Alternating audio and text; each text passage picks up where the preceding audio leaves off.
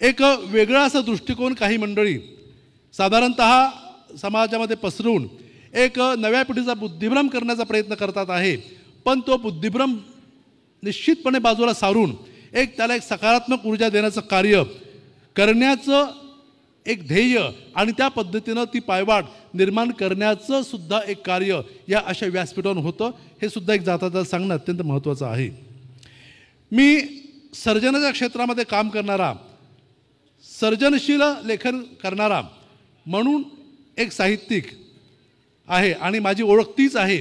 पण या सर्जनाच्या वाटेतून काम करताना वैचारिक वाटेवरून आपला प्रवास अतिशय समृद्ध करणाऱ्या अशा व्यक्तिमत्वाकडे मी आज या साहित्य संमेलनाची सूत्र सोपवतो आहे आणि 97व्या साहित्य संमेलनाचा अध्यक्ष म्हणून 98व्या साहित्य संमेलनाच्या अध्यक्षाकडे हे सूत्र प्रदान करून मी आपली सगळ्यांची रजा घेतो. आपण माझं भाष्य शांत चित्ताने घेऊन घेतलं त्याबद्दल आपले आभार मानतो. धन्यवाद.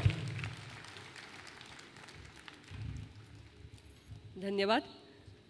गेल्या वर्षीच्या संमेलनाध्यक्ष या नात्याने आपण ही सूत्र यंदाच्या 98व्या अखिल भारतीय मराठी साहित्य संमेलनाच्या अध्यक्षा डॉक्टर तारा भवाळकर यांच्या हाती सुपूर्द करण्याआधी मी आजच्या कार्यक्रमाचं अध्यक्षस्थान भूषवित असलेले आदरणीय सुशीलकुमारजी शिंदे सर यांना विनंती करते की आपण रवींद्र शोभणे सरांचा या ठिकाणी सन्मान करावा.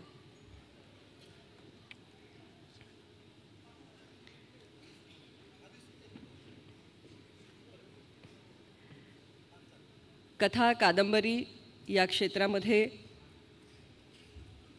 आपण ज्यांच्या लेखणीचे चाहते आहोत, समीक्षक म्हणून ज्यांनी ठसा उमटवलेला आहे आणि 97व्या साहित्य संमेलनाचे अध्यक्ष या नात्याने 1 वर्षाची यशस्वी अशी कारकीर्द वाटचाल ज्यांची आपण सर्व साक्षी झालेलो आहोत, असे ज्येष्ठ साहित्यिक डॉक्टर रवींद्र शोभणे यांना सन्मानित करत आहेत आजच्या कार्यक्रमाचं अध्यक्षस्थान भूषवित असलेले आदरणीय सुशीलकुमारजी शिंदे.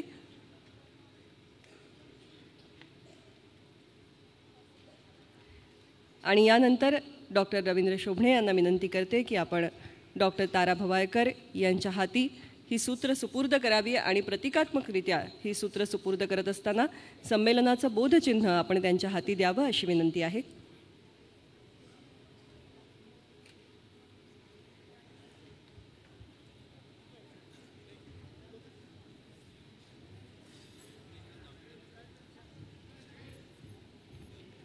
सर्व मान्यवरांच्या उपस्थितीमध्ये आपणा सर्वांच्या साक्षीने 98व्या या दिल्ली नगरीमध्ये रंगलेल्या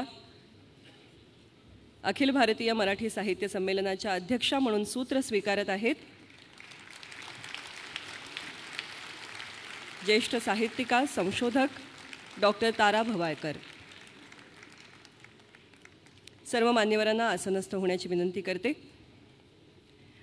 उद्घाटन सत्राचा जो पहिला भाग झाला त्यामध्ये डॉक्टर तारा भवाळकर यांनी संक्षिप्त स्वरूपामध्ये आपणा सगळ्यांशी संवाद साधला आणि त्यांच्या संक्षिप्त स्वरूपाच्या भाषणाने सुद्धा आपण सारे मंत्रमुग्ध झालो होतो. माय वाटेचा मागोवा घेत लोकसंस्कृतीची विविध रूपं उलगडत आपली ही संस्कृती त्यांच्याच भाषेत सांगायचं तर कशी आहे, तर आदिम काळापासून अद्यतन काळापर्यंत लोकसंस्कृतीचा एक अंतस्थ प्रवाह आपणा सगळ्यांच्या जीवनाला वेढून राहिलेला आहे. याचा जितक्या वेगवेगळ्या प्रकारे वेध घेता येईल, मग तो कधी काव्याच्या माध्यमातून असेल, कधी नाट्याच्या माध्यमातून असेल, कधी शिल्प असेल, कधी चित्र असेल, कधी नृत्य असेल, या सगळ्या लोककलांच्या माध्यमातून या लोकसंचिताचा वेध घेण्याचं कार्य व्रतस्थ वृत्तीने डॉक्टर तारा भवाळकर गेली असंख्य वर्ष करत आहेत. ओबी असेल, लोककथा असेल, स्त्री साहित्य असेल, स्त्री मन असेल, स्त्रीवाद असेल, या सगळ्याचा वेध आणि मागोवा त्यांनी आपल्या प्रतिभेतून घेतलेला आहे. पण तितकंच त्यांचं प्रेम नाटकावरती सुद्धा आहे आणि नाटकाची वेगवेगळी रूपं, मग ती लोकनाट्यापासून ते मराठी तंजावरचं जे नाटक आहे त्या तंजावरी नाटकापर्यंत किंवा मग दशावतार असेल, यक्षगान असेल, या सगळ्या नाट्यविधांचा सुद्धा त्यांचा गाढा अभ्यास आहे. इतकंच नव्हे, 14 वर्ष त्यांनी अभिनेत्री म्हणून अभिनय क्षेत्रामध्ये सुद्धा कार्य केलेलं आहे आणि अभिनयासाठीचं रौप्य पदकसुद्धा पटकावलेलं आहे.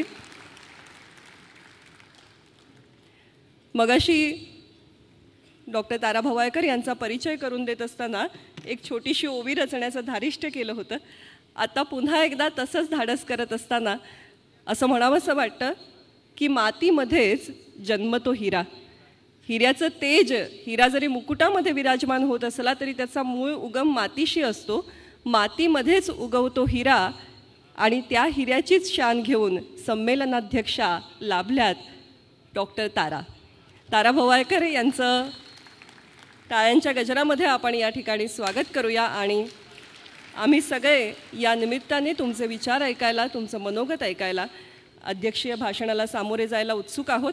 त्याचबरोबर आपले जे या ठिकाणी साहित्य सेवक आहेत त्यांच्याकडे या अध्यक्षीय भाषणाच्या प्रती उपलब्ध आहेत. पत्रकार बंधूंनी, भगिनींनी तर त्या घ्याव्यातच, पण त्याचबरोबर इच्छुक अधिक साहित्य रसिकांनीसुद्धा त्या घ्याव्यात. उपलब्ध प्रती आपल्यापर्यंत आमचे साहित्य सेवक आत्तापर्यंत घेऊन आले असतीलच. यानंतर टाळ्यांच्या गजरामध्ये स्वागत करूया डॉक्टर तारा भवाळकर यांचं.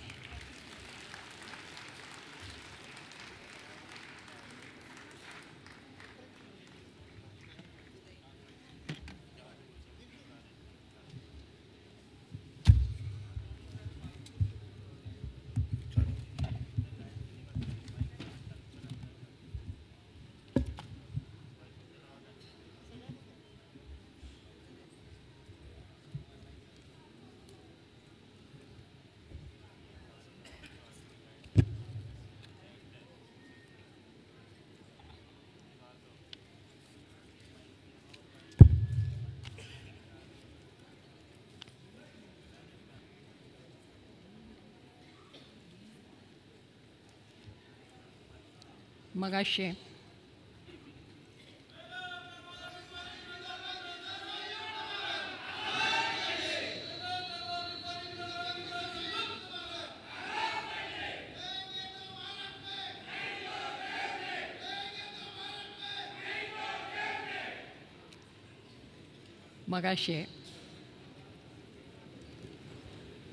विज्ञान भवनामध्ये पंतप्रधानांच्या उपस्थितीत संमेलनाचं उद्घाटन झालेलं आहे. कारण ते उद्घाटक होते.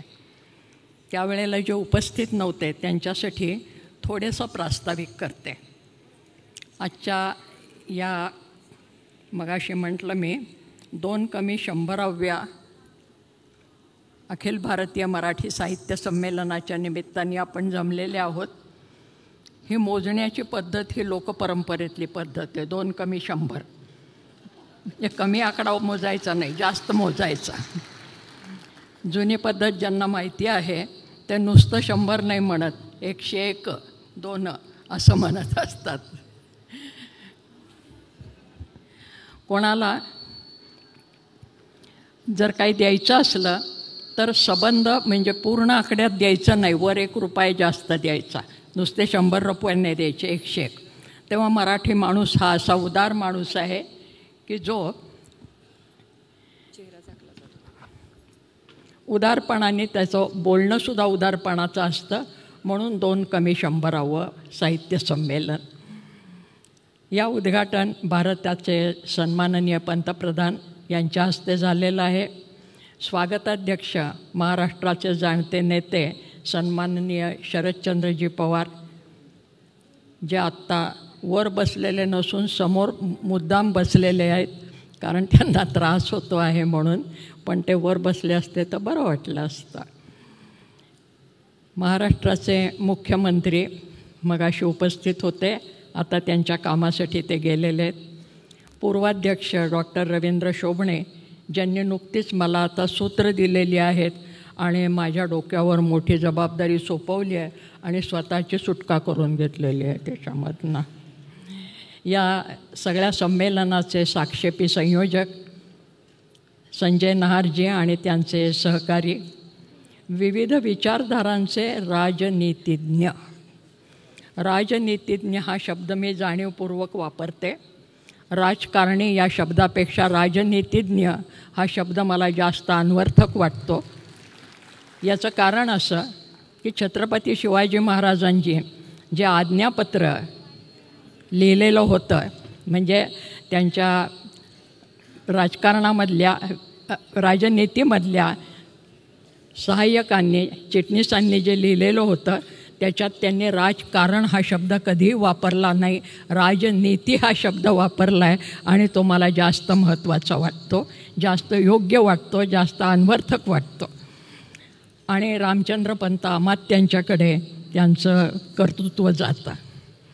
या उपक्रमात सहभागी होणारे निरनिराळे वक्ते असणारे, तिथून पुढे परिसंवादात सामील होणारे वक्ते असणार आहेत, कवी असणार आहेत, निरनिराळे कलावंत असणार आहेत, आमच्या भागामधनं आलेले लोककलावंत असणार आहेत. आणि या सगळ्यांना मी पहिल्यांदा अभिवादन करते. आपण सगळे श्रोते त्यांच्याबद्दल कृतज्ञता व्यक्त करते आणि माझ्या आत्ताच्या निवेदनाला सुरुवात करते. साहित्य संमेलन सुरू झालं त्यावेळेस काही ठराविक वर्गातल्या लोकांचं हे साहित्य संमेलन होतं. वर्ग हा शब्द मी अर्थशास्त्रीय परिभाषेमधला वापरते आहे की एका विशिष्ट वर्गातल्या लोकांनी, एका स्तरातल्या लोकांनी संमेलन केलं होतं आणि महात्मा ज्योतिबा फुल्यांच्यासारख्या माणसांनी त्याला म्हणलेलं होतं, हे घालमोड्या दादांचं संमेलन आहे.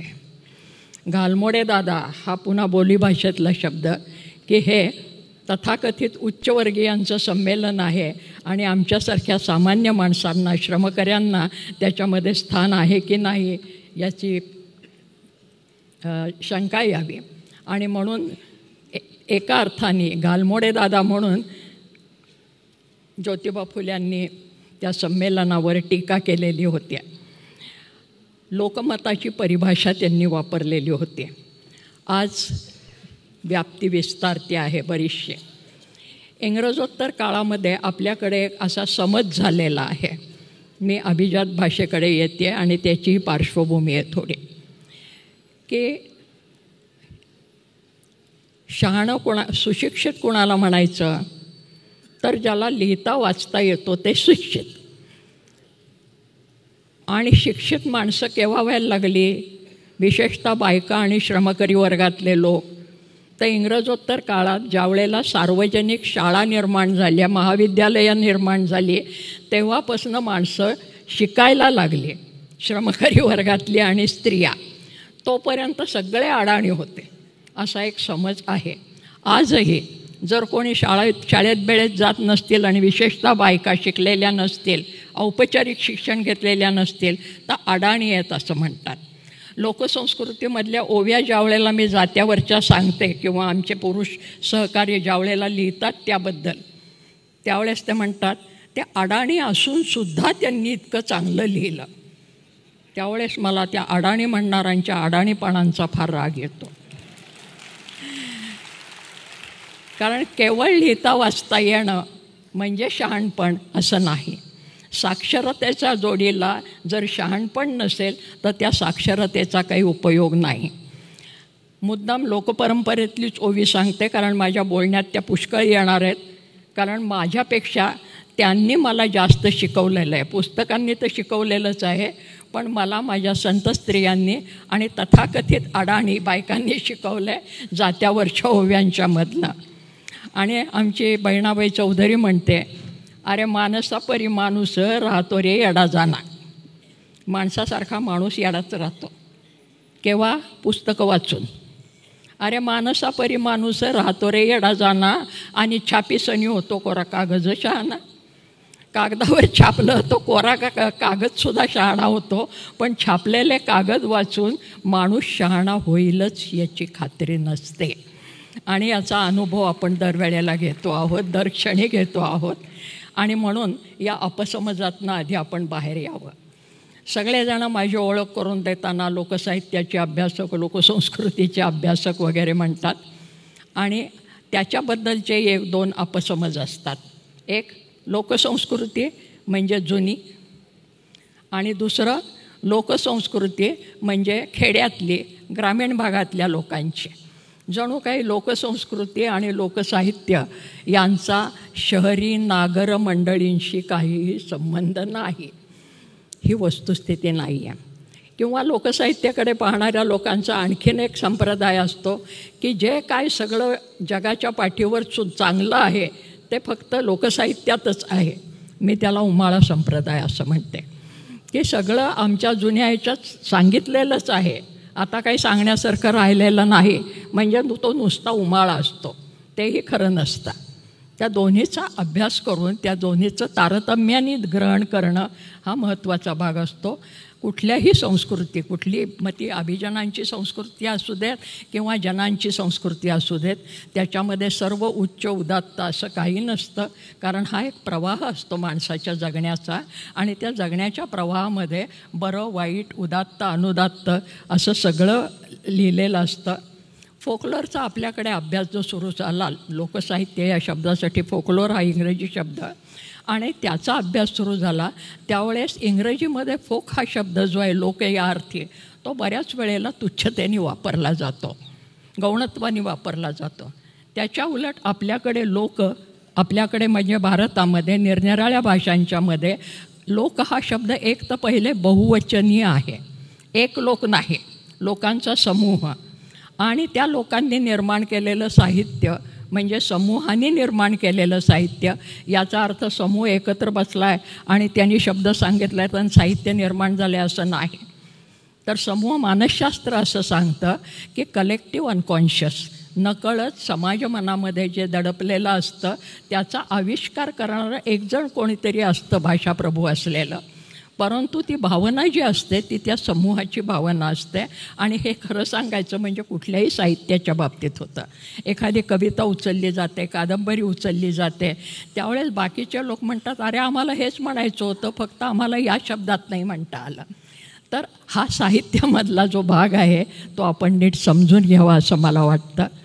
दुसरं असं आहे की जणू काही शेतीनिष्ठ अवस्थेमध्ये जे काय होतं साहित्य निर्माण, त्यालाच फक्त लोकसाहित्य म्हणायचं असं नाही आहे. लोकसाहित्य हा एक प्रवाह आहे, कारण कलेक्टिव्ह अनकॉन्शियस नकळत अबोध समूह मनामध्ये जे दडपलेलं असतं ते कायमच असतं. समाज कुठला का असेना, तो औपचारिक अर्थाने शिकलेला असू देत किंवा बिन शिकलेला असू देत, आणि त्याचा आविष्कार हा निरनिराळ्या प्रकाराने होत असतो. दुसरी महत्त्वाची गोष्ट, आपल्याकडे लोक हा शब्द आदरार्थीच नेहमी वापरला आहे. लोकमत, लोककल्याण, लोकमन, अशा लोकसत्ता इथपर्यंतचा शब्द आहे. तर लोक हा आदरार्थी शब्द आहे, त्यांचा आदर केलेला आहे. आणि लोकांच्यामध्ये जे प्रिय असतं सर्वसामान्य लोकांच्यामध्ये, त्यांचा अभिजन परंपरा ज्याला आपण म्हणतो, उच्च परंपरा ज्याला आपण म्हणतात, ती नेहमी उसनवारी करत असते. नागर आणि लोक म्हणजे जे शहरामध्ये राहिलेले आहेत इंग्रजोत्तर काळामध्ये ते नगरामध्ये राहणारे, आणि जे श्रमकरी आहेत मातीशी जुळलेले ते लोक, असा आपला एक समज आहे. परंतु गंमत अशी आहे की लोकपरंपरेमध्ये जे चाललेलं आहे आणि ते जर लोकप्रिय व्हायला लागलं तर अभिजनांच्या मधली मंडळी त्याची उचलेगिरी करतात आणि तो त्यात स्वीकार करत असतात. तो स्वीकार करत असताना तो दोन पद्धतीने स्वीकार केला जातो. पहिली गोष्ट तर त्याला तुच्छ लेखायचं आणि बाजूला टाकायचं, आणि तसं जर तो गप्प बसला तर बरं आहे. नाही गप्प बसला म्हणजे साम दाम दंड भेद अशा ज्या काही राजनीतीमधल्या गोष्टी असतात, सामोपचारांनी बाजूला सारायचा प्रयत्न करायचा, नाही झाला आणि तरी तो खंबीरपणे तो समाजामधला गट उभारायला लागला तर मग शिक्षा करायची, त्याला पेडायचं, त्रास द्यायचा, उपद्रव द्यायचा, अशा गोष्टी बऱ्याच वेळेला होतात. आणि आपल्या समाजामध्ये, एखाद्या जातीमध्ये आणि विशेषतः देवदेवतांच्यामध्ये याची पुष्कळ उदाहरणं सापडतात. उदाहरणं द्यायला लागले तर फार वेळ होईल, तरी मी एखादं उदाहरण देईन. आणि मग तरीही नाही ऐकलं तर मग त्याचा स्वीकार करायचा आणि मग तो आमच्यातलाच कसा आहे हे सांगायचं. याचं अलीकडच्या काळातलं खूप मोठं उदाहरण म्हणजे गौतम बुद्धाचा 9वा अवतार म्हणून केलेला स्वीकार. कारण गौतम बुद्ध ज्या वेळेला अडचणीचे व्हायला लागले आणि यज्ञसंस्थेमधल्या हिंसेला विरोध करायला लागले, त्यावेळेला यज्ञसंस्थेच्या पुरस्कर्त्यांना नेहमी त्रास व्हायला लागला. म्हणून पहिल्यांदा त्याला बाजूला टाकण्याचा प्रयत्न केला. तसंही होत नाही, कारण लोकमनामध्ये हिंसेबद्दल अतिशय तिटकारा निर्माण झाला, निष्कारण कशाला हिंसा करायची, आणि मग त्याचा स्वीकार केला. नुसता स्वीकार केला नाही तर 10 अवतारामध्ये त्याला 9वा अवतार करून टाकला.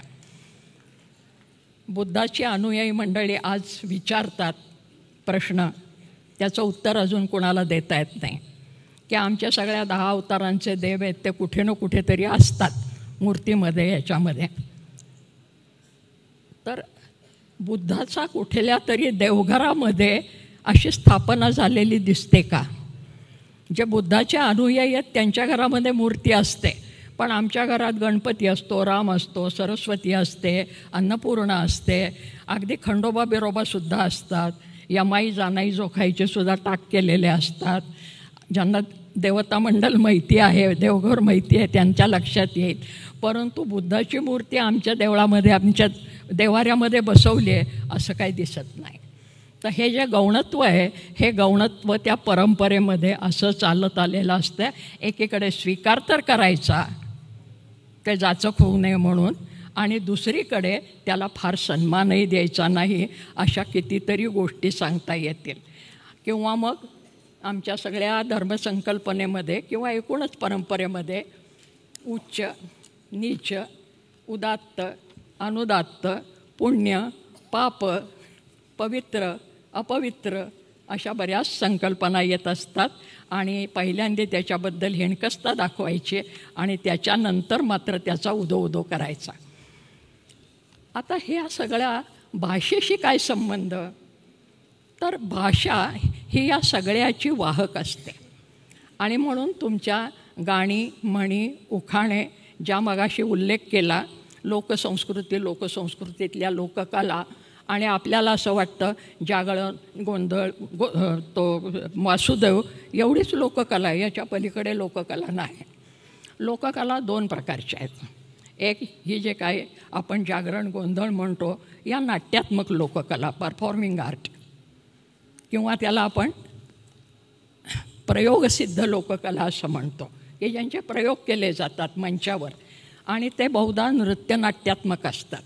म्हणजे त्याच्यामध्ये गाणी असते, एखाद्या देवतेची गोष्ट सांगितलेली असते, नृत्य असतं, नाट्य असतं, त्याच्यानंतर त्याच्यात संवादही असतात, ते बहुधा उत्स्फूर्त बोलले जातात, त्यांची वाद्य ठरलेली असतात, की गोंधळाच्या वेळेला कुठलं वाद्य वाजवायचं, जागरणाच्या वेळेला कुठलं वाद्य वाजवायचं, ती परंपरा ठरलेली असते. आणि त्याच्याही पेक्षा महत्त्वाची गोष्ट म्हणजे हे सगळं मिळून ती कला होते, आणि म्हणून त्याच्यात नृत्यही असतं, नाट्यही असतं, संगीतही असतं, वाद्यही असतं, कथाही असते, आणि एखादा व्रत देवता त्याच्याशी जोडलेली असते. एखाद्या जत्रा यात्रेच्या निमित्ताने होतं, त्या गावचा जो देव असेल त्या देवाची ती जत्रा असते, आणि त्या देवतेचे उदात्तीकरण त्या कथेमधनं केलेलं असतं. आणि मग आमची शहरी मंडळी ज्या वेळेला लोककलांचा अभ्यास करायला लागतात नॅशनल स्कूल ऑफ ड्रामामध्ये जाऊन, त्यावेळेस ते म्हणतात की लोककला म्हणजे काय? टोटल एक्सप्रेशन ऑफ लाईफ, जीवनाचं समग्र असं आकलन. तेव्हा जीवनाचं समग्र आकलन केवळ लोककलांच्यामधनंच होतं असं नाही, केवळ परफॉर्मिंग आर्टमधनं होतं असं नाही, प्रयोगसिद्ध कलांच्यामधनंच होतं असं नाही. संपूर्ण जीवनामध्ये हे समग्र आकलन असतं. कारण लोकजीवन ज्या ज्या घटनांनी घडतं, ज्या ज्या साधनांनी घडतं, ती सगळी साधनं मिळून लोकसाहित्य हा शब्द बनलेला आहे. त्यातला साहित्य हा शब्द आपण समजतो तसा केवळ शाब्दिक साहित्य नव्हे, म्हणजे कथा गीतं एवढं नव्हे. ज्या ज्या साधनांनी लोकजीवन घडतं, मग ती उत्पादनाची साधनं, अन्न, वस्त्र, घरं, देवदेवता, श्रद्धा, आपले काय विधिविधानं असतील, विवाह पद्धती असतील, त्याच्यातले बारकावे असतील, हे सगळं मिळून ते लोकजीवन होत असतं. आणि हे लोकजीवन म्हणून ते लोकसाहित्य. आणि मग त्या लोकसाहित्यामध्ये या सगळ्याचा आविष्कार होताना दिसतो. तो साधनवाचक शब्द आहे.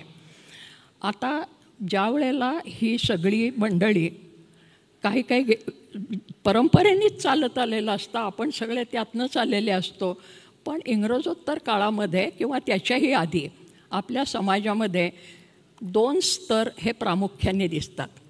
एक निर्माण करणारा श्रमकरी वर्ग महात्मा ज्योतिबा फुल्यांनी सांगितलेलंच आहे, आणि दुसरा हा उपभोक्ता वर्ग जो स्वतःकडे ज्ञानाची ज्ञानाचा साठा आहे असं समजतो असा एक वर्ग. आणि निर्माण करणारा जो वर्ग असेल त्याला मात्र दुय्यम मानायचं, श्रमकरी वर्गाला दुय्यम मानायचं. त्यांनी केलेल्या श्रमातनं झालेलं जे उत्पादन आहे त्या उत्पादनाचा मात्र उपभोग घ्यायचा. जी गोष्ट श्रमकऱ्यांची आहे, मग तो सुतार, लोहार, चांभार, शेतकरी कोणी का असेना. आणि दुसरा वर्ग जो आहे तो म्हणजे स्त्री. सगळ्यात मोठं उत्पादन जर कोण करत असेल तर स्त्री. कारण माणसाच्या जीवनामधल्या 3 महत्त्वाच्या गोष्टी ज्या असतात, 4 महत्त्वाच्या गोष्टी सांगितलेल्या असतात की आहार, निद्रा, भय आणि मैथुन. की कुठलाही जीव असतो तो जीव याच्या 4 प्रेरणा असतात. नॅचरल इन्स्टिंक्ट, मूलभूत प्रेरणा निसर्गाने दिलेल्या. आहार, जिवंत राहायचं म्हणजे खाल्लं पाहिजे काहीतरी. निद्रा, विश्रांती पाहिजे. भय, हेही जन्मतःच भय आहे. त्या अमक्याचं भय, तमक्याचं भय, त्याचा पुढे मग आपण विश्लेषण करू शकतो. पण भय ही भावना ही प्राणीमात्रामध्ये सगळीकडे आहे. आणि मैथुन, मैथुन म्हणल्यावर आपल्या डोळ्यासमोर फक्त जर येलो पिक्चर आलं तर पंचायत होईल. वंश सातत्य, कुठल्याही जीवाला आपला वंश टिकावा ही एक प्रेरणा असते. आणि त्या प्रेरणेतून स्त्री पुरुष नातेसंबंध, नरनारी नातेसंबंध, नरमादी नातेसंबंध हे निर्माण होत असतात. आणि त्याच्यातला जो नारी हा घटक असतो, माणसाच्या जीवनामध्ये स्त्री हा घटक असतो, तो स्त्री हा घटक कायम दुय्यम मानायचा. आणि त्याच्यासाठी तिचा उपयोग तर करून घ्यायचा. म्हणजे तिच्या ठाई अपत्य जन्माला तर आलं पाहिजे, पण त्या जन्माला आलेल्या अपत्याचं नाव मात्र तिचं लागत नाही. जन्माला घालणाऱ्या आईचं नाव नाही लागत. एकेकाळी पुराण काळामध्ये होते म्हणे कधीतरी कल्पना की सुमित्रेचा मुलगा सौमित्र वगैरे म्हणून, परंतु नाव लागतं बापाचं. त्या मुलीचं लग्न झालं की लगेच तिचं नाव बदलतं, आडनाव बदलतं, कुळं बदलतं, गोत्र बदलतं. याचा आपण कधी विचार केला का? हे असं का होतं? मार्क्सला आपण कितीही मोडीत काढलं अर्थशास्त्रामध्ये तरी मार्क्सने एक मूलभूत सूत्र सांगितलेलं आहे अर्थशास्त्राचं. उत्पादन साधनावरची मालकी आणि उत्पादन साधनं यांच्यामधला संबंध. तर आता उत्पादन साधनं म्हटलं की मग ती शेती असेल, ती पॉटरी असेल म्हणजे कुंभारकाम असेल, चांभारकाम असेल, निर्मितीचं काम आहे हे सगळं. तसं अपत्य निर्माण करणं हे एक काम आहे. तर ते निर्मिती जी आहे त्या निर्मितीवरचा अधिकार, उत्पादन साधनं म्हणजे आता इथे स्त्री आणि तिच्यावरचा अधिकार यांच्यामधला जो आंतरसंबंध आहे, या संबंधामधनं तुमची सगळी अर्थव्यवस्था आणि जीवनव्यवस्था घडते. आणि त्यामुळे त्या स्त्रीवर अधिकार, आणि मग तो अधिकार हा पुरुषसत्तेचा अधिकार. मग तो बाप असेल, भाऊ असेल, बहीण असेल, बाप असेल, भाऊ असेल, नवरा असेल किंवा आणखीन कोणी असेल, हे आपल्याला चित्र सातत्याने दिसतंय. आणि मग ते मला लोकसंस्कृतीमध्ये मोठ्या प्रमाणावर दिसतं. काय होतं, पुन्हा पुन्हा सांगितलं जातं की मी काहीतरी स्त्रीविषयक वगैरे सांगते. त्याचं महत्त्वाचं कारण काय, तर पहिली गोष्ट आत्मचरित्र म्हणून सांगत नाही, पण माझा जन्म झाला तो अर्धकृषीनिष्ठ अवस्थेमध्ये झाला. अर्धकृषीनिष्ठ अवस्था म्हणजे काय, का गावाकडं थोडी शेती होती, जन्मात उच्चवर्णीय वगैरे जरी असले तरी, आणि ती शेती करणारे आमचे वाडवडील होते.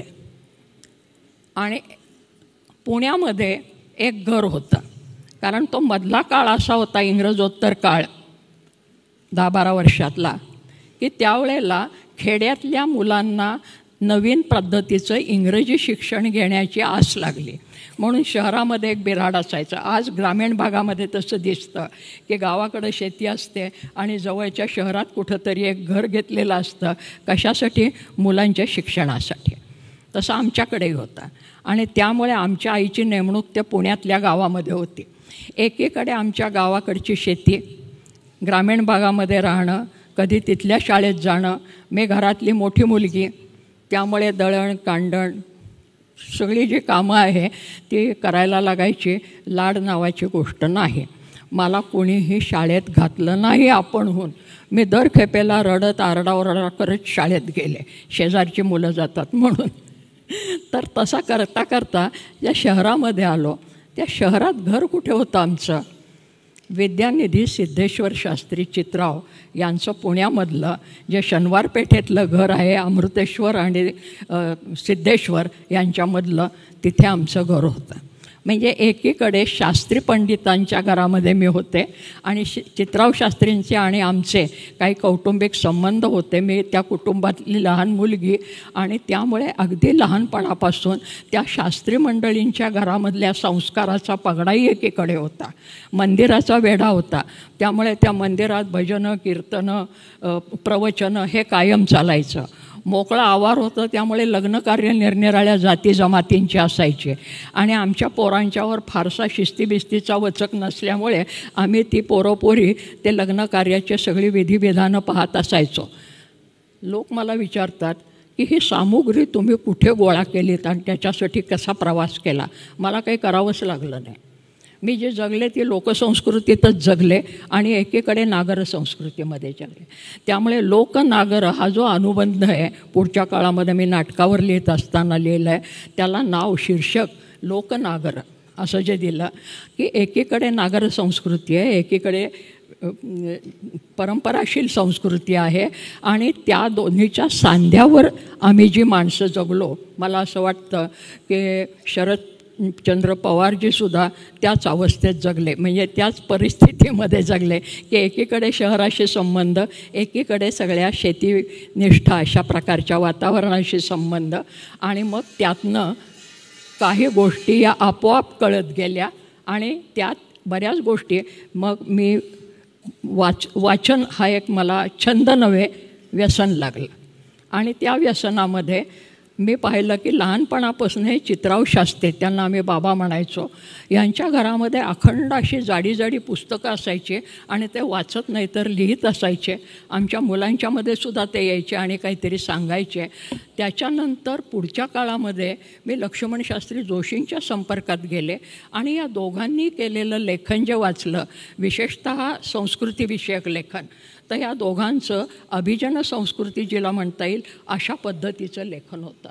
कारण चित्राव शास्त्री 4ही वेदांची यथामूल भाषांतरं केलेले आणि मध्ययुगीन चरित्रकोश, प्राचीन चरित्रकोश आणि अर्वाचीन चरित्रकोश हे सगळे चरित्रकोश लिहिलेले. आजही पुण्याला विद्यापीठाच्या बाजूला चरित्रकोशाची इमारत आपल्याला दिसेल. तेव्हा सिद्धेश्वर शास्त्री चित्रावांच्या या वर्तनाचा आणि भोवतालच्या वातावरणाचा परिणाम झाला. पुढच्या काळामध्ये काही सगळं चरित्र सांगत नाही, पण माझी मी चुकत शिकत गेले. म्हणजे विद्यापीठाच्या परीक्षा दिल्या नाही असं नाही, परंतु पोटापाण्याचा उद्योग हा करत राहिले वयाच्या 18व्या वर्षापासून. आणि मग ते PhDचा प्रबंध वगैरे जी काय भानगड असते मास्तरांच्या आयुष्यात ती पण होऊन गेली. त्या काळामध्ये 1975 साली आंतरराष्ट्रीय स्त्रीमुक्ती वर्ष नावाची भानगड आली. ती आल्यानंतर माझ्यासारखी धड खेडं नाही धड शहर नाही अशा गावामध्ये राहणारी बाई आणि शहरामध्ये म्हणजे महानगरामध्ये राहणाऱ्या माझ्या मैत्रिणी आमच्या विचारधारा एकमेकांशी कायम संघर्ष करत राहिल्या.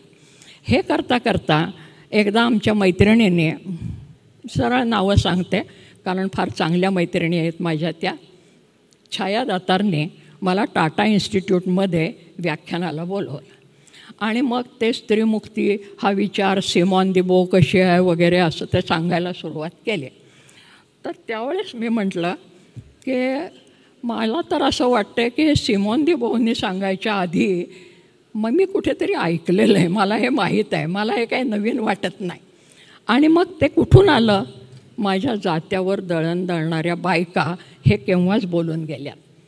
आणि आपल्याला असा जो समज आहे की लिहिता वाचता आलं आणि मग बायका शहाण्या झाल्या आणि व शिकायला लागल्या आणि मग त्यांच्या डोक्यामध्ये नवे विचार आले, असं काही नाही. आपल्या जगण्यामधलं, ज्याला ट्रॅडिशनल विजडम म्हणतात अभिजात मराठीत, परंपराशील शहाणपण, ते त्यांच्या अनुभवातनं आलेलं आणि त्या अनुभवातनं आलेलं त्या जात्यावरच्या ओव्यातनं बायका बोलत आलेल्या होत्या की पुरुषप्रधान व्यवस्थेचा आम्हाला जाच होतो. हे सांगायला आम्हाला कोणी सिमॉन दी बोवची गरज नव्हती. कारण मी ज्या ओव्या लहानपणापासून गात आले, पाठ नाही करत बसले, कुठल्या पुस्तकातल्या नाही बघितल्या, त्या पुस्तकातनं आल्या पुढे निरनिराळ्या, नाही असं नाही, कारण त्या परंपराशील होत्या, सगळ्या बायांनी रचलेल्या होत्या ठिकठिकाणच्या. एकच ओवी विदर्भात वेगळ्या प्रकारे बोलली जाते, ती मराठवाड्यात वेगळ्या पद्धतीने बोलली जाते, पुणे जिल्ह्यात वेगळ्या पद्धतीने बोलली जाते. शब्द आणि आशय तेच असतात, थोडीशी उलटापालट होत असते. एक दोन ओव्या सांगते म्हणजे कळेल की आमची ट्रॅडिशनल विजडम कसा असतो, की पुरुषप्रधान व्यवस्थेचा आम्हाला जाच होतो आहे हे बायांना कळत होतं. कडू वेनरावानं डोंगरी त्याचा रावा. वेनरावन नावाचं फळ असतंय कडू डोंगरात. कडू वेनरावानं डोंगरी त्याचा रावा, पुरुषाचा कावा मला यडीला काय ठावा. आता पुरुषाचा कावा मला यडीला काय ठावा म्हणणारी हिला यडी म्हणायची का येड पांघरून पेडगावला जाणारी शाणी म्हणायची? तर ती शहाणी बाई आहे की हे पुरुषप्रधान व्यवस्थेचा मला जाच होतो हे तिला कळत होतं. अशा कितीतरी ओव्या. कावळ्यानं कोटे केलं बाबुळं बनामंदी, कोटं घरटं. कावळ्यानं कोटे केलं बाबुळं बनामंदी, पुरुषाला माया थोडी नारी उमज मनामंदी. तर हे कुटुंब व्यवस्थेमध्ये हे जे काय वर खाली असतं, पुरुषांना वेगळा न्याय, स्त्रियांना वेगळा न्याय, हे सगळं बायकांना कळत होतं. आणि त्या ओव्या मला तेव्हा आठवायला लागल्या. मी सांगायला सुरुवात केली, भाषणं वगैरे व्हायला लागले, तेव्हा मला आणखीन एक मार्गदर्शक भेटला, नारायण सुर्वे. नारायण सुर्वे मला भेटले आणि मग नारायण सुर्व्यांची कविता वाचताना जेव्हा लक्षात आलं की ते म्हणलं आहे, मला कामगारांच्या मोर्चामध्ये मार्कस बाबा पहिल्यांदा भेटला. मार्कस बाबा, मार्क्स, की श्रमकरी व्यवस्थांच्या श्रमकरी व्यवस्थेचं अपहरण कसं होतं हे सांगणारा मार्क्स. उत्पादन साधना आणि त्याच्यावरची मालकी हे तत्त्वज्ञान त्यांनी सांगायला सुरुवात केली. त्यामुळे लोकसंस्कृती आणि लोकसंस्कृतीतले जे घटक आहेत ते काळानुसार आपल्याला बदलताना दिसतात, काळानुसार अर्थ व्यक्त करताना आपल्याला दिसतात. पुढच्या काळात असं दिसतं की कामगार संघटना आला मोठ्या प्रमाणावर आणि या कामगार संघटनांच्यावर मी स्वतंत्रपणे लिहिलेलंच आहे. एक 2-3 वर्षापूर्वी कामगार साहित्य संमेलन झालेलं होतं आणि त्या संमेलनाचं सगळं माझं भाषण प्रसिद्ध आहे. तर त्या कामगार संघटनेमध्ये सगळ्या लोकसंस्कृतीमधल्या गीतांचा, कथांचा अतिशय प्रभावी उपयोग करून घेतला आहे आणि तो फक्त जात्यावरच्या ओव्यांनी नाही तर आमच्या शाहिरांनी. सगळे जे डाव्या विचारसरणीचे शाहीर आहेत ते मुंबईला मोठ्या प्रमाणावर मोर्चामध्ये, ज्याला आपण करमणुकीचे कार्यक्रम म्हणू, कलापथकं म्हणू, त्याच्यामधनं करत आले.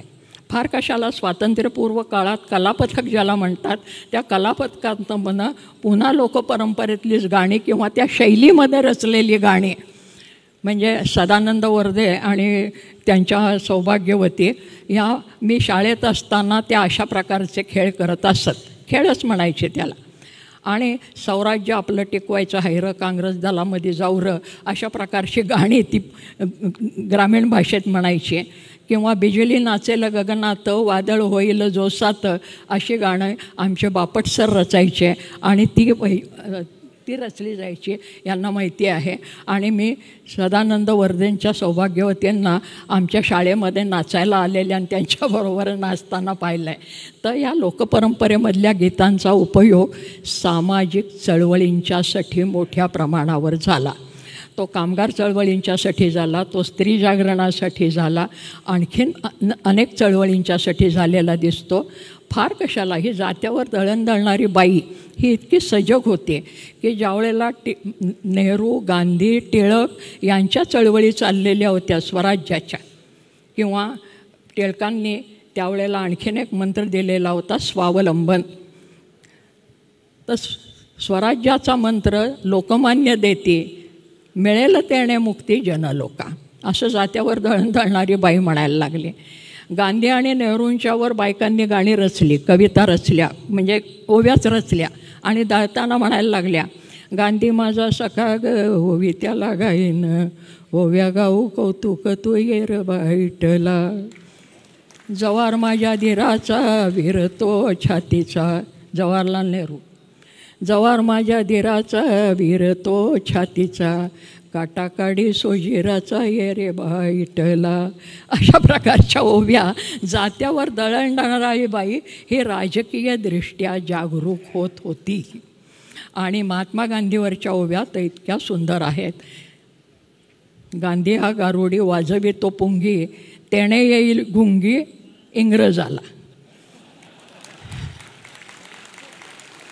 ज्याला परंपराशील शहाणपण म्हणतात, भोवतालच्या वातावरणातनं आलेलं, हे आमच्या लोकपरंपरेतल्या स्त्रियांच्याकडे आणि पुरुषांच्याकडे मोठ्या प्रमाणावर होतं. त्यामुळे कामगार चळवळीमधली अनेक मंडळी ही तुम्हाला पुढे लेखन करायला लागलेली दिसतात. कामगार संघटनेतनं आलेली, म्हणजे आता नारायण सुर्व्यांच्यासारखा माणूस 2-4 इयत्तासुद्धा शिकला असेल किंवा नसेल, परंतु त्यांच्या कविता आमच्याकडे BAला नेमेला अजूनही नेमलेल्या असतात असं आपल्याला दिसतं. असे कितीतरी लेखक कवी हे त्या काळात होऊन गेले. आमचे हे साठे,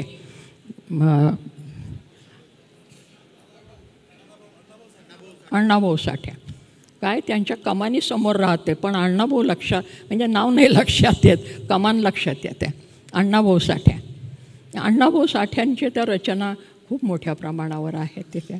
त्या अण्णाभाऊ साठे आहेत, शाहीर आहेत निरनिराळ्या प्रकारचे, आणि त्याच्यातून लोकसंस्कृतीच्याकडे पाहण्याचा दृष्टिकोन की ही एका ठिकाणी थिजलेली अशी गोष्ट नाही आहे, ती प्रवाही आहे, काळाबरोबर वाहती आहे, बदलती आहे, आणि त्याच्यातल्या काही गोष्टी बदलतात, काही गोष्टी गळून जातात, काही चालीरीती रूढी गळून जातात, आणि काही कायम शिल्लक राहतात.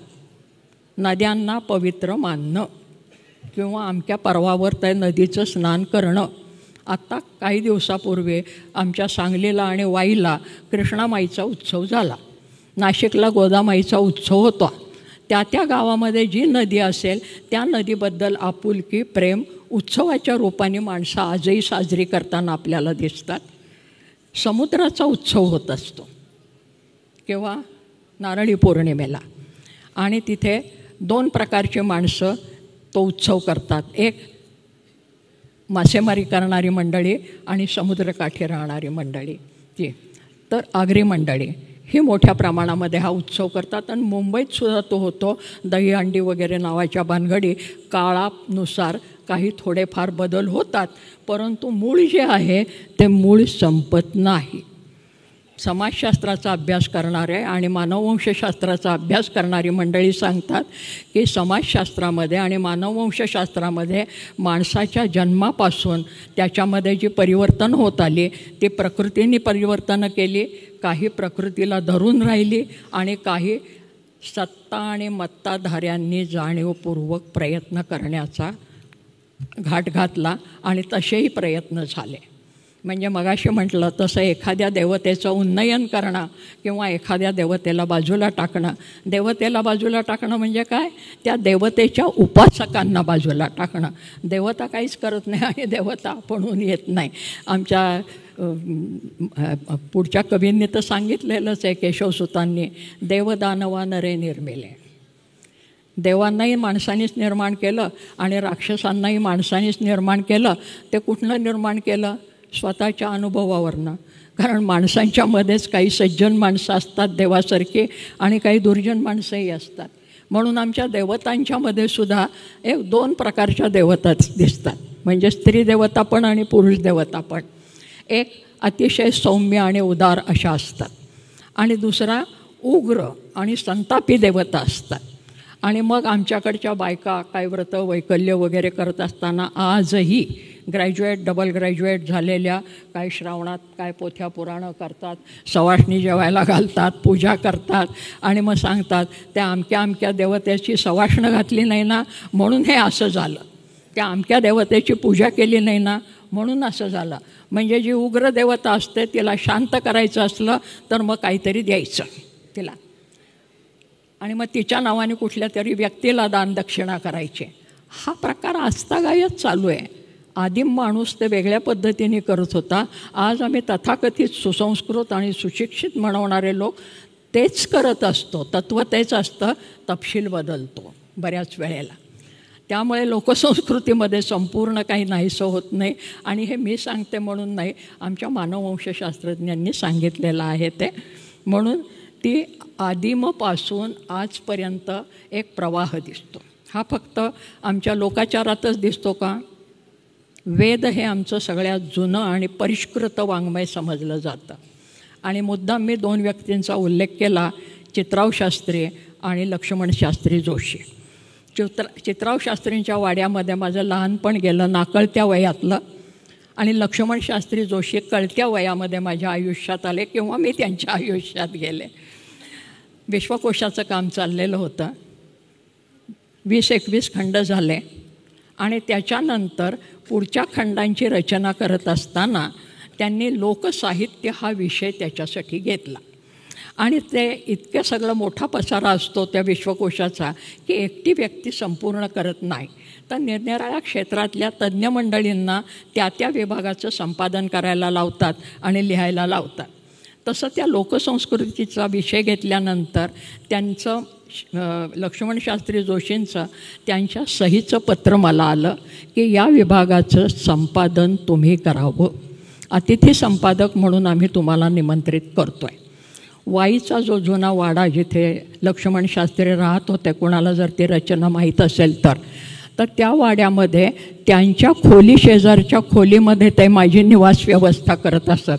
कारण आत्ताच्यापेक्षा मी 40-45 वर्षांनी तरुण होते तेव्हा, म्हणून तर त्यामुळे या मुलीला आपण जपलं पाहिजे इथं आल्यानंतर असं त्यांना वाटायचं. शेजारच्या मातीचा वाडा होता जुन्या पद्धतीचा, मध्ये चौक, मग ती ओसरी बिसरी आणि मग खोल्या असायच्या त्या शेजारच्या खोलीत.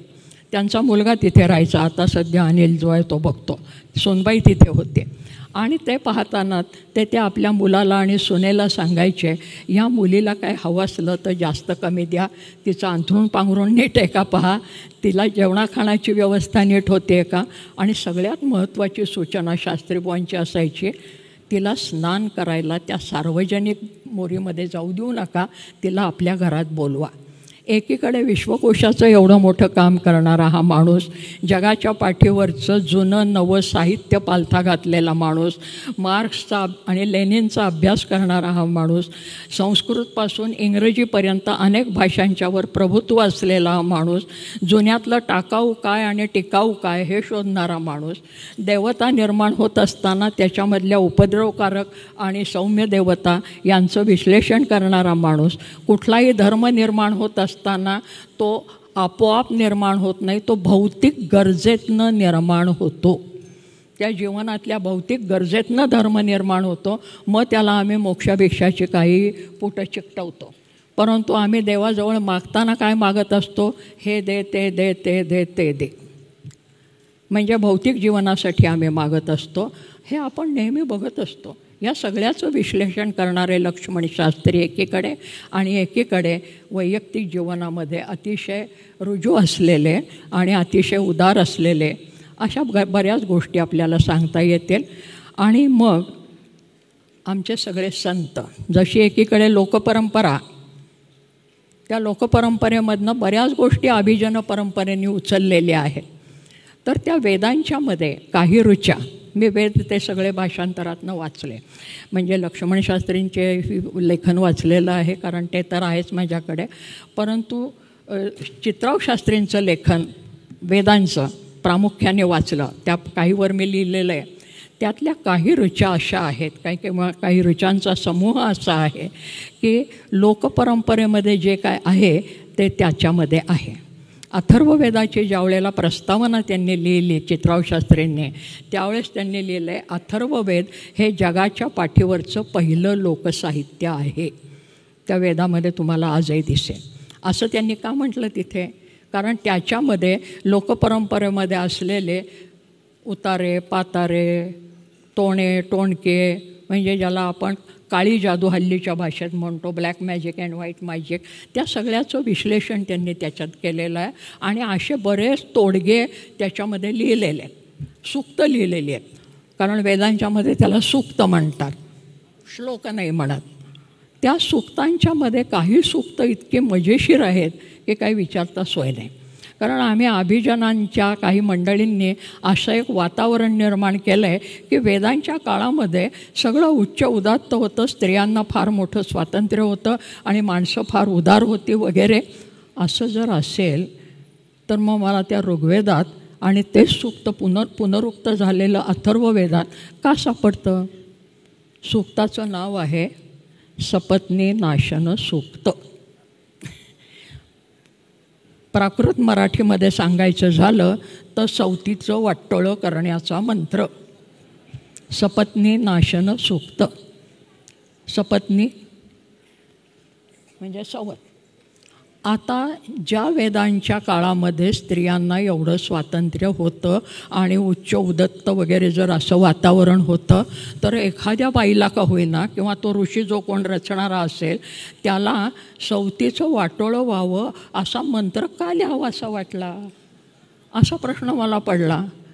आणि मग ते सूक्त सगळं वाचलं, कारण भाषांतर फार सुंदर केलेलं आहे त्यांनी आणि यथामूल भाषांतर आहे. तर त्याच्यामध्ये त्या सवतीचं वाटोळं कसं होऊ देत आणि मग नवऱ्याने तिच्याकडे कसं न पाहू दे, आणि जर तिला गर्भ राहिला तर त्या गर्भाची शिरणशीर ठेचून कशी काढ, हा सगळा मंत्र लिहिलेला आहे. एक कुठली तरी वनस्पती ही नाशक म्हणून घेतलेली आहे. अशा बऱ्याच तोडग्यामध्ये असलेल्या भानगडी त्याच्यामध्ये आहेत.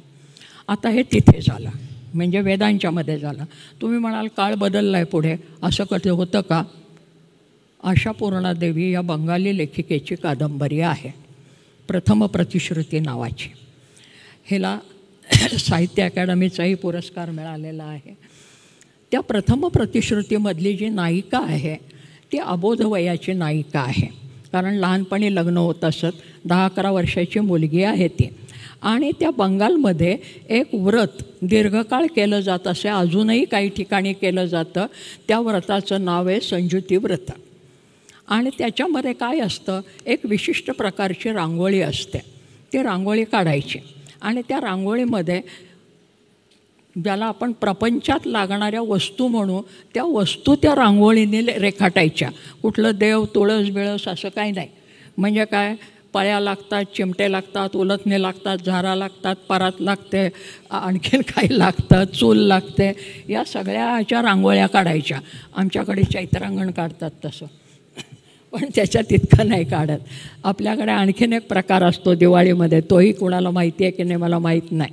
सगळ्या चिखलाच्या अशा वस्तू तयार करायच्या दिवाळीच्या. तर असं ते संजुती व्रत. आणि त्याच्यामध्ये ही मुलगी निरीक्षण करते आहे, मोठ्या बायकांच्या बरोबर लग्न झाल्यानंतर त्या व्रताचं आचरण करते आहे. आणि त्या व्रताच्या आचरणात काय आहे, त्या लोकभाषेमध्ये बंगालमधली जी काय असेल ते त्याचं मराठी भाषांतर केलेलं आहे. तर तिथे एक पळी असली, चिमटा असला, उलथणं असलं तर त्या वस्तूवर हात ठेवायचा आणि मंत्र म्हणायचा, पळी पळी पळी बसू दे सवतीची दातखिळी. म्हणजे त्या सवतीचं वाटोळं कसं करतेचा एक एक अवयव घेऊन असं त्या प्रत्येक वस्तूवर हात ठेवायचं. सगळं काही वर्णन करत नाही, कल्पना आली असेल. मग आता वेदांच्या मधला हा मंत्र सपत्नी नाशन सूक्त. आणि ही बाई मध्ययुगामध्ये जे व्रत करते आहे त्या व्रताचा आशय की सवत आहे आणि त्या सवतीमुळे त्या बाईला त्रास होतो आहे, हे मुख्य सूत्र. ते काही बदलत नाही आहे, तपशील बदलतो, तत्त्व कायमच राहतं ते. आणि मग पुढे जात्यावर दळण दळणाऱ्या माझ्या बाया त्या होय म्हणतात.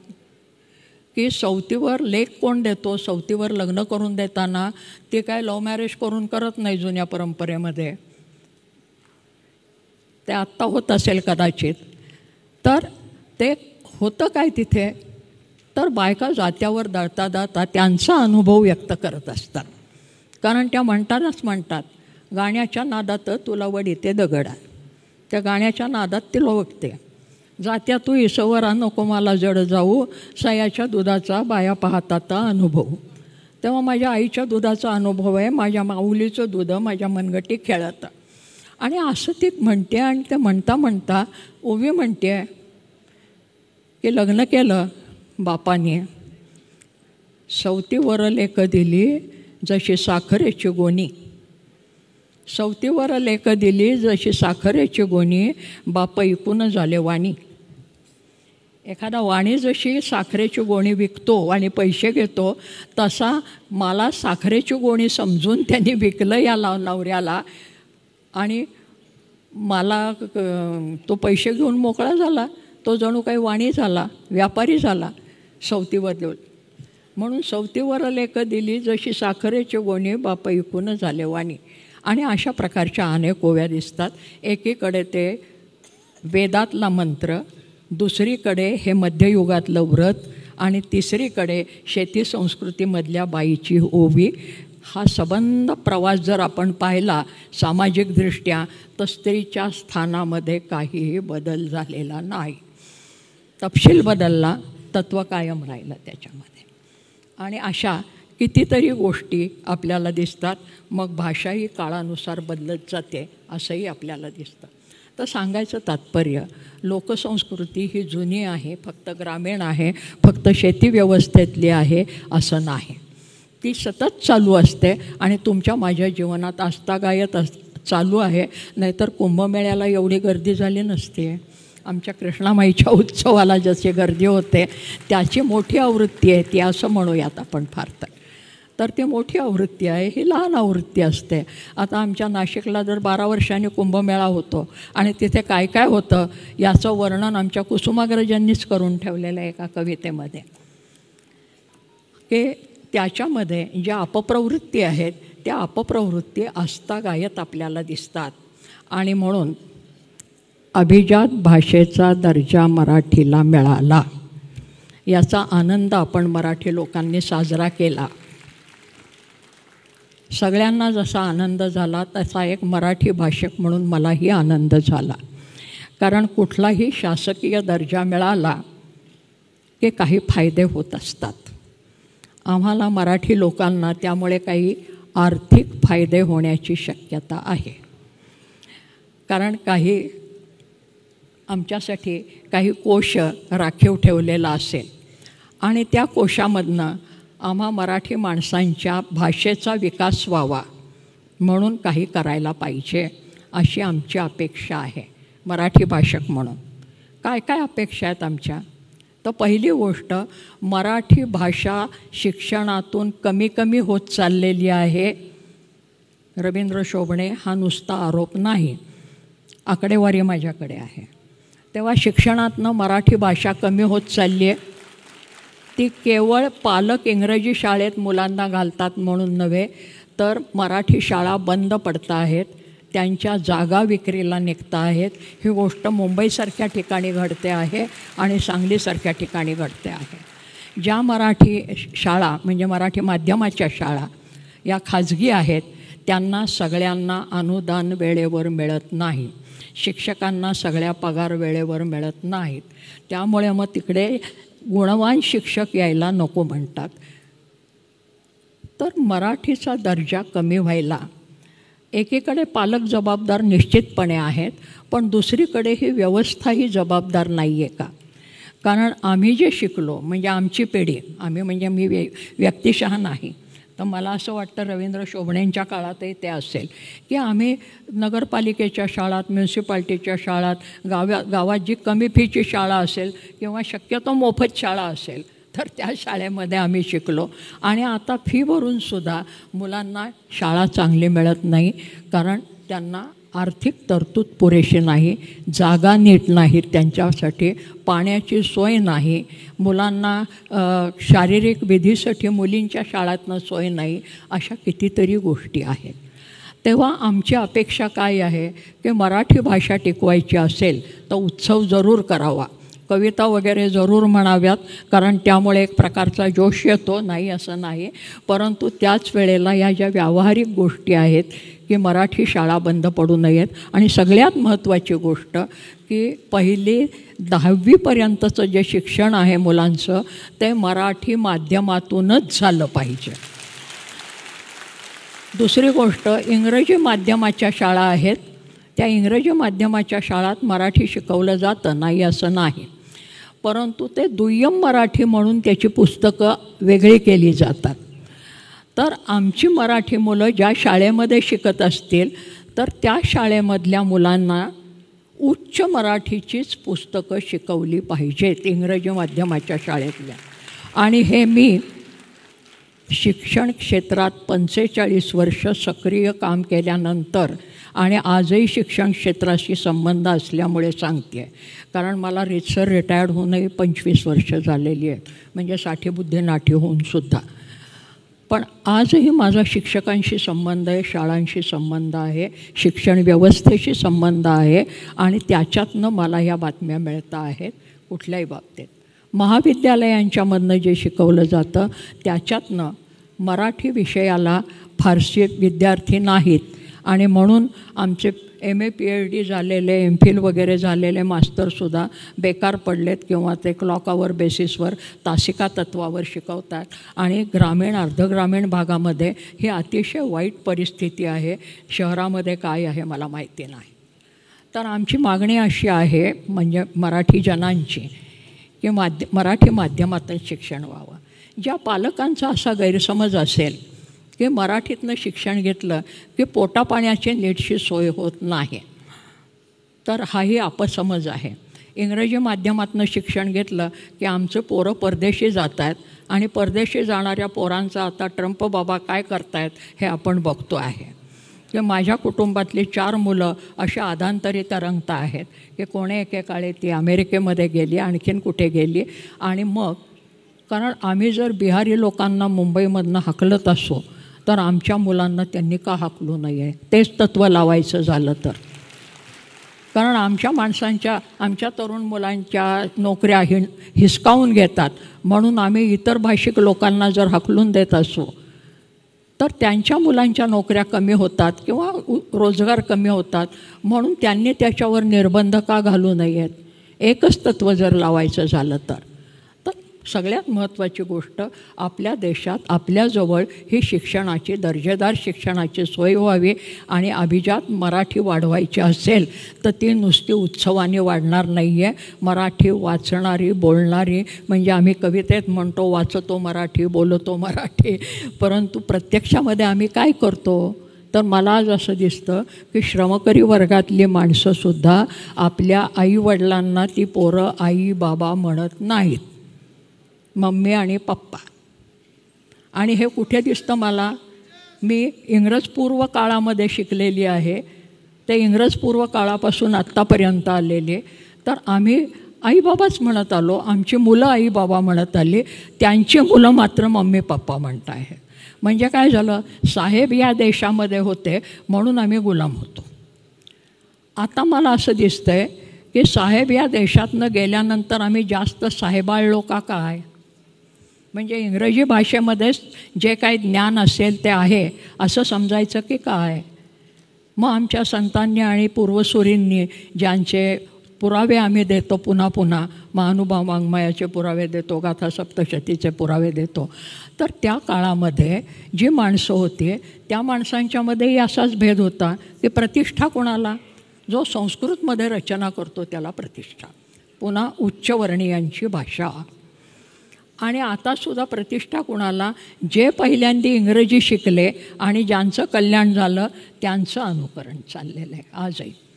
त्यामुळे ते अनुकरण आपण किती वाढवायचं असा माझ्यापुढे प्रश्न पडतो एक भारतीय आणि मराठी व्यक्ती म्हणून.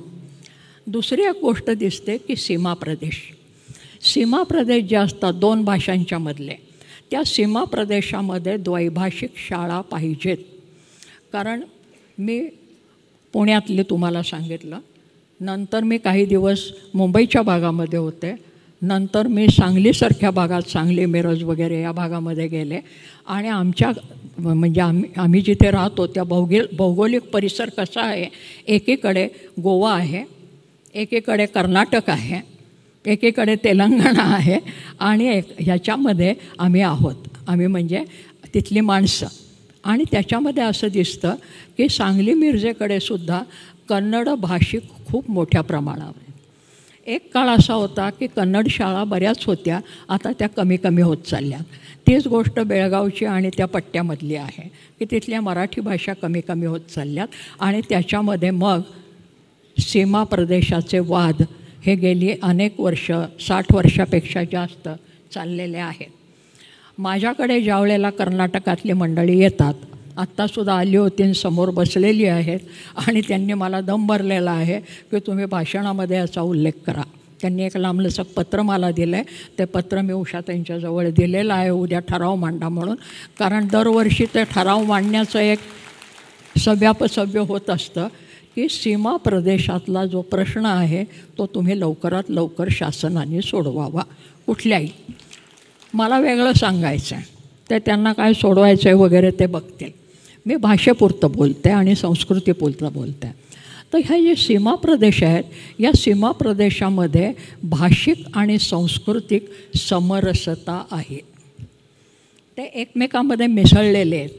त्यांचं आदानप्रदान खूप मोठ्या प्रमाणावर होतं आहे. म्हणजे बेळगावला कित्येक घरं अशी आहेत की ज्याच्यामध्ये दोन्ही भाषा अतिशय चांगल्या बोलल्या जातात. इकडे कर्नाटकामध्ये, इकडे महाराष्ट्रामध्ये अनेक शाळा किंवा अनेक घरं अशी आहेत की जिथे दोन्ही भाषा चांगलं बोलल्या जातात.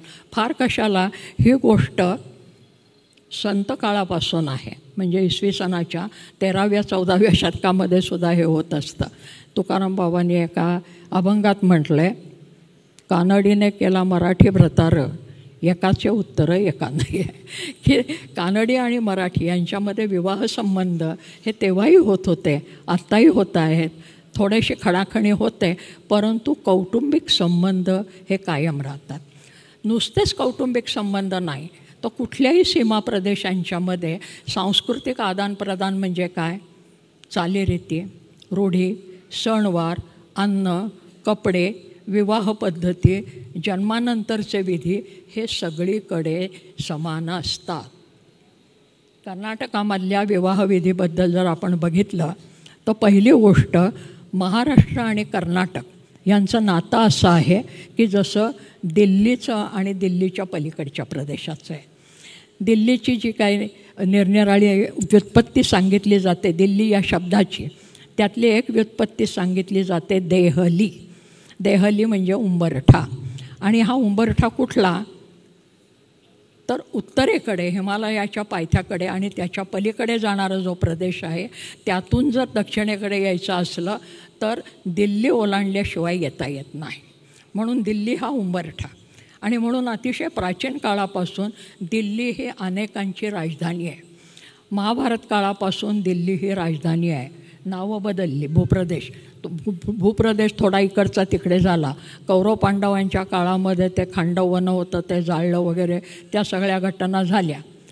परंतु दिल्ली हे राजधानीचं ठिकाण हे सगळ्या राज्यकर्त्यांनी आजपर्यंत ठेवलेलं आहे. मग ते मुघल राज्यकर्ते असू देत, देशी राज्यकर्ते असू देत, किंवा आता स्वातंत्र्य मिळाल्यानंतरचे इंग्रज होते तेव्हासुद्धा दिल्ली हीच राजधानी होती. मधल्या काळामध्ये एक प्रयत्न झाला होता, काही गव्हर्नरनी केला होता, आणि तो म्हणजे महाराष्ट्रामधली कुठली तरी दुसरी राजधानी करायची, परंतु तो यशस्वी झाला नाही. त्याच्याबद्दलचं आपण तो मुद्दा सोडून देऊ त्याच्यामध्ये.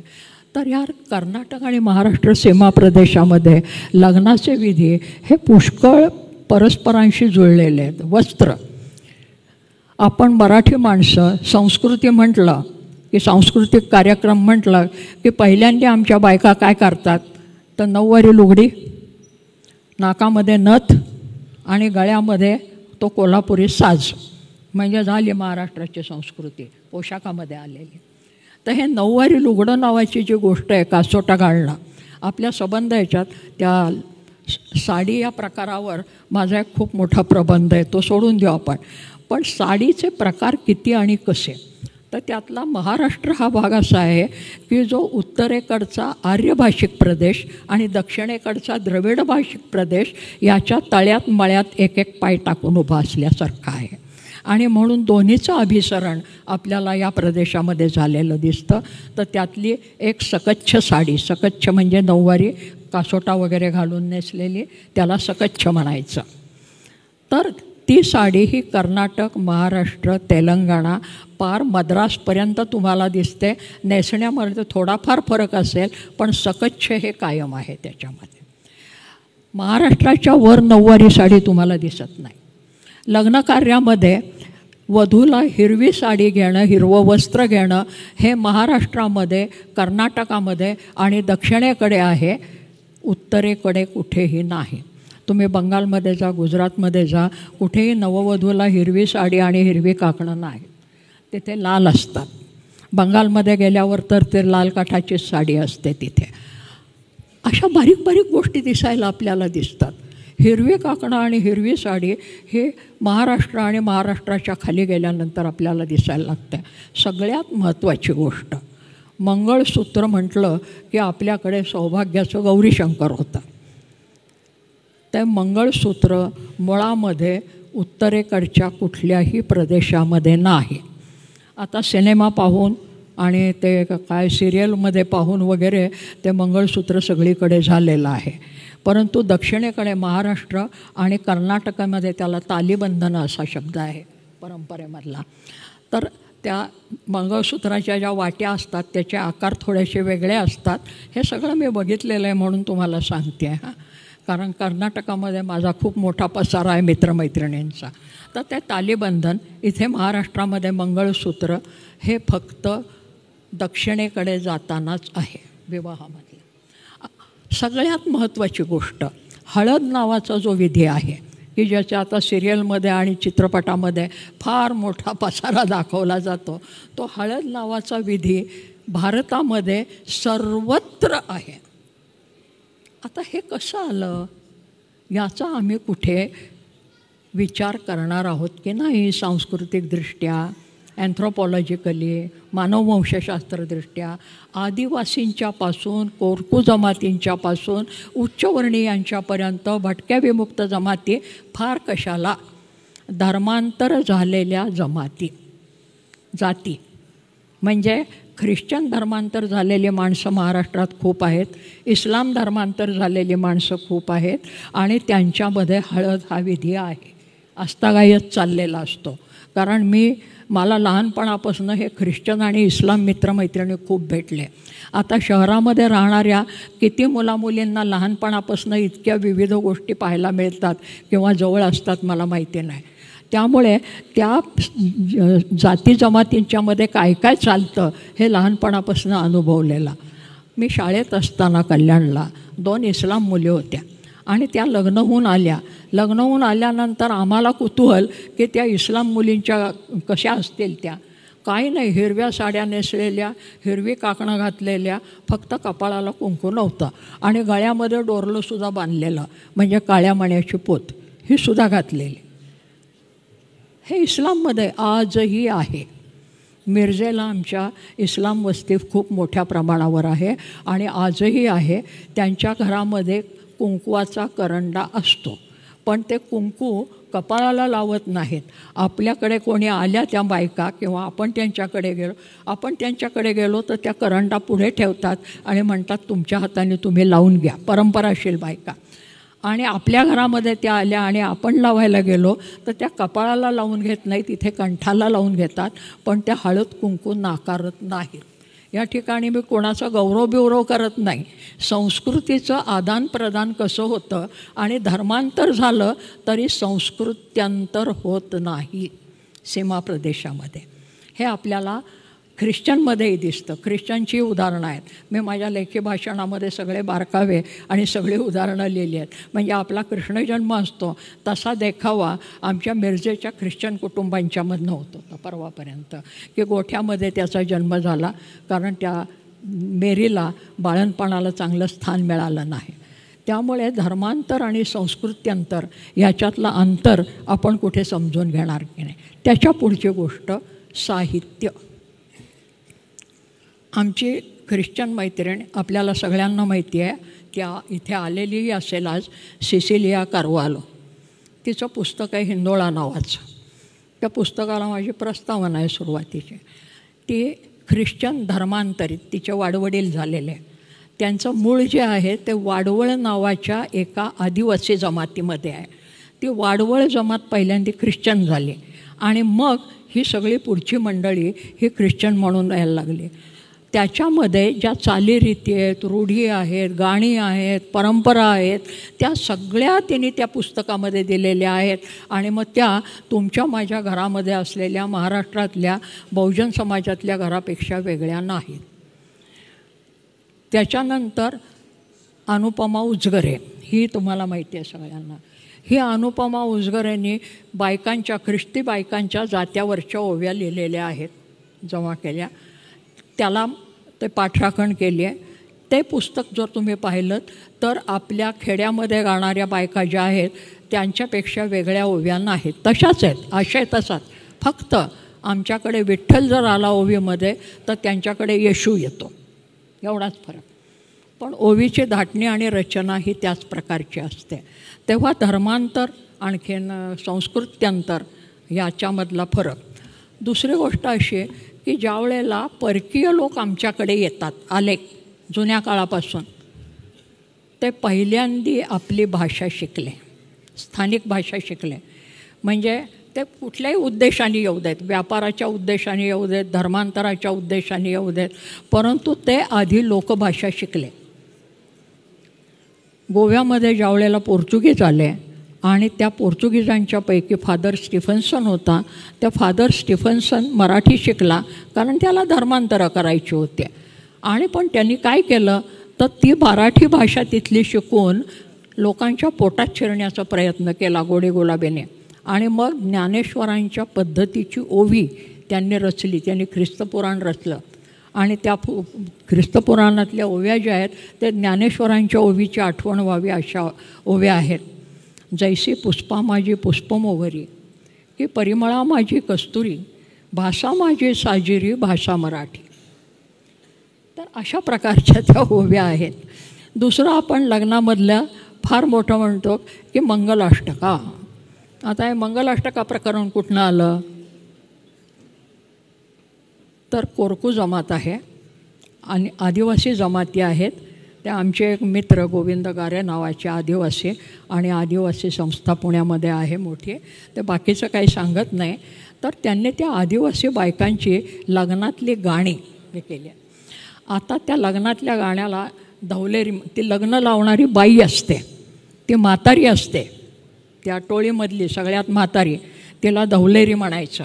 आम्हाला फक्त महानुभाव वाङ्मयातली ती महदंबा माहिती आहे शिक्षित लोकांना, परंतु मुळामधली ती आदिवासी जमातीमधली म्हातारी बाई लग्न लावते, ती पुरोहित असते आणि ती जी गाणी म्हणते तिच्या भाषेमध्ये त्याला मंत्रांची प्रतिष्ठा असते.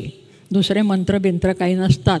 अलीकडे जरा शिकलेली मुलं भट ब्राह्मणाला बोलवायला लागली लग्न लावायला, परंतु मुळामध्ये ती धवलेरीची गाणी आहेत. आणि ती काय करते, सगळ्या जुन्या जमातींच्यामध्ये निसर्ग आणि मी, म्हणजे निसर्ग आणि माणूस याच्यामधला आप्तसंबंध सगळीकडे जोडलेला असतो. तो गाण्यामध्ये असतो, कथेमध्ये असतो, चालीरीती रूढींच्यामध्ये असतो, असं आपल्याला अनेक ठिकाणी दिसतं.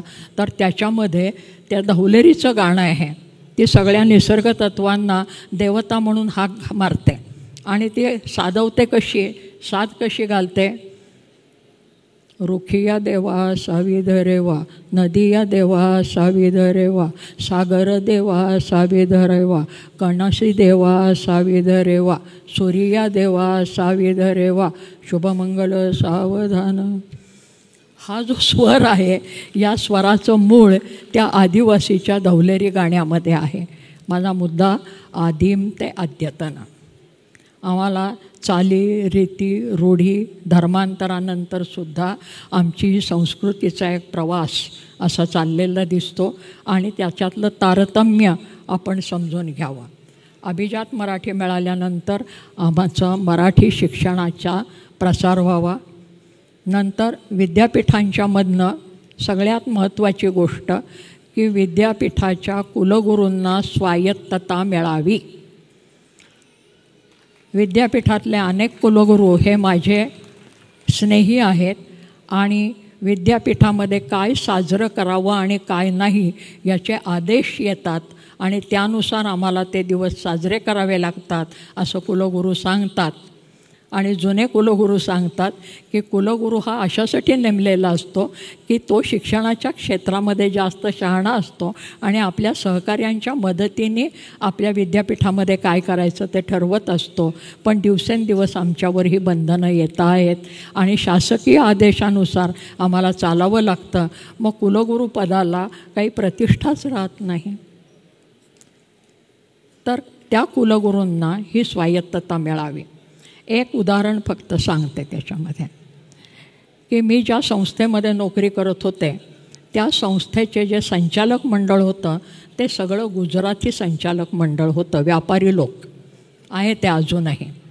आणि त्याच्यामध्ये एक संचालक मंडळातले गुजराती गृहस्थ आले आणि प्राचार्यांच्या खुर्चीमध्ये बसले.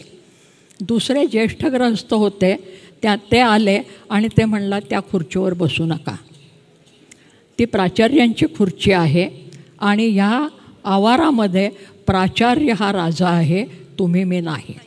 आपण संचालक मंडळामध्ये जरी असलो तरी त्या खुर्चीचा अधिकार आपल्याकडे नाही. संपवते आता. हा आदर्श आहे. आज तो लोपलेला आहे.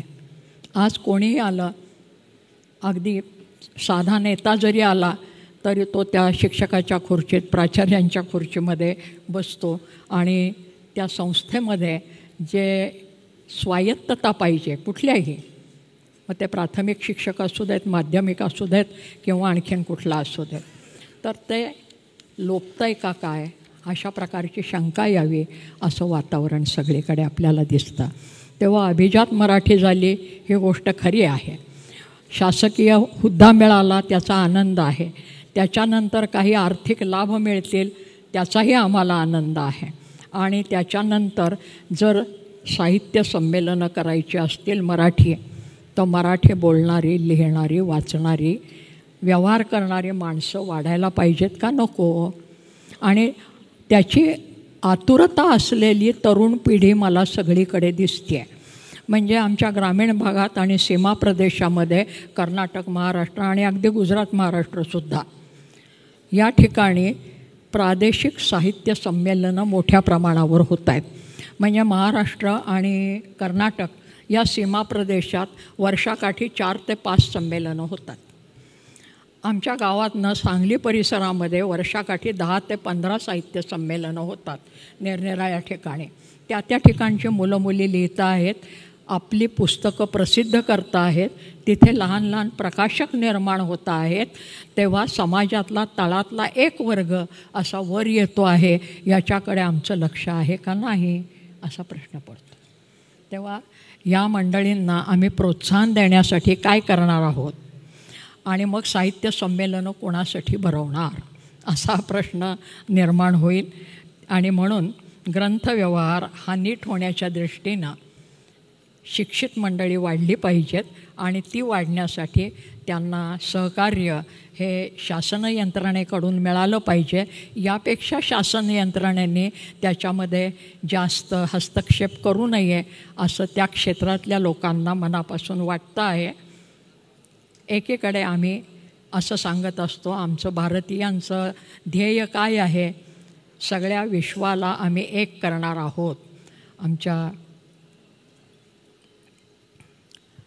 रवींद्रनाथ ठाकूरांनी सांगितलेलं आहे, त्यांनी शांतिनिकेतन स्थापन केलं तेव्हा, की शांतिनिकेतनचं ध्येय काय आहे, तर इथल्या विद्यार्थ्यांना विश्वैक नीडम, नीड म्हणजे घरटं, एखाद्या घरट्यामध्ये जसे सगळेजणं प्रेमाने आणि गुण्यागोविंदाने राहतात तसे संबंध विश्वामधले लोक राहावेत असं वाटत असेल तर त्यांना मुक्तता पाहिजे. मुक्तता म्हणजे स्वैराचार नव्हे वगैरे वगैरे सुभाषितं मला पाठ आहेत, त्याचं काही स्पष्टीकरण करत नाही. परंतु सर्वसामान्य माणसंही जबाबदारीने वागणारी असतात, त्यांच्या जबाबदारीवर विश्वास ठेवावा हे निश्चितपणे. आणि सीमा प्रदेशामध्ये तर याच्याबद्दल जास्त जागरूक असलं पाहिजे, नाहीतर ते सीमावाद हे जास्त मोठ्या प्रमाणावर पेटतील. गुजरात आणि महाराष्ट्र सीमा प्रदेशातले काही अनुभव सांगणार होते, पण आत्ता मलाच थकायला झालेलं आहे. ते मी माझ्या लेखी भाषणामध्ये लिहिलेलं आहे की कुठपासनं ते हे संस्कृती एकमेकामध्ये मिसळते. तर त्या सापुतारा आणि डांग प्रदेशामधले, म्हणजे आम्ही शाळेत असताना अमुक अमुकसह संयुक्त महाराष्ट्र झालाच पाहिजे म्हणून आरोळ्या देत होतो, त्यातला तो डांग प्रदेश आहे. त्या डांग प्रदेशामधल्या श्रमकरी बायका पाहिल्या तर त्या बायका जी साडी नेसतात ती साडी नेसण्याची पद्धत कशी आहे तर कमरेच्या खालच्या साडीचा जो भाग आहे तो नऊवारी पद्धतीने नेसलेला असतो आणि कमरेच्या वरचा पदर घेण्याची जी पद्धत आहे ती गुजराती पद्धतीने घेतलेली असते. हे जे काही संस्कृती संकर असतो सीमा प्रदेशामधला, हा अन्न वस्त्र सगळीकडनं असतो. आम्ही पुरणपोळी म्हणतो, महाराष्ट्राचं वैभव. ते कर्नाटकातली हुरण होळगी आमच्याकडे पुरणपोळी होऊन आली हो आणि कडबू आले. तर ही कितीतरी तुम्हाला गोष्टी सांगतात. अन्न आहे, वस्त्र आहे, निवारा आहे, विविध पद्धती आहेत, त्यातनं हे संस्कृती संकर होत असतात. परदेशातली संस्कृती आम्ही सहज स्वीकारतो. ती किती सहज स्वीकारतो तर आज तुम्ही शहरी घरांच्यापासून पहा, जे लोण ग्रामीण भागापर्यंत पोचतं आहे की आमच्या स्वच्छतागृहापासून ते स्वयंपाकघरापर्यंत कुठली मूळ मराठी आणि देशी वस्तू राहिली आहे, रचना राहिली आहे. सगळेजण टेबलावर जेवत आहेत.